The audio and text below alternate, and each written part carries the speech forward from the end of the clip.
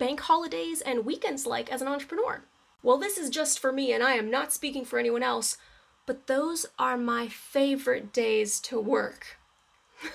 And you might be thinking, oh my gosh, that's so unhealthy. You shouldn't work on the weekends. You should take breaks. I do take breaks.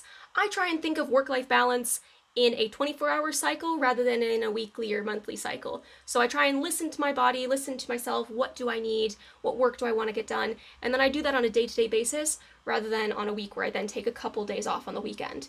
The weekends are amazing though because there's no booked work. I have no emails coming in for the most part, so I can actually do high level strategic thinking and planning on those days, which are my favorite things to do. Also, I can take the time to go on longer walks and think and reflect on everything that's been going on, and that is also a really valuable part of entrepreneurship and life is just taking time to reflect on how everything's going and celebrate yourself when needed. Everyone's needs are different, the systems and structures that are helpful are going to be different to everyone, and if you're an entrepreneur, you're doing something that you really care about and you love, so to me it doesn't actually even really feel like work.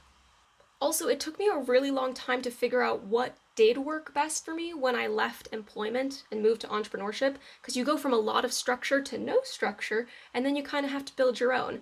So if you are just entering into this journey, it might take you a little while, and there's nothing wrong with that. But for those of you who are business veterans, let me know what systems and structures work best for you as an entrepreneur. How do you plan out your day? What do you think about weekends and bank holidays? Let me know.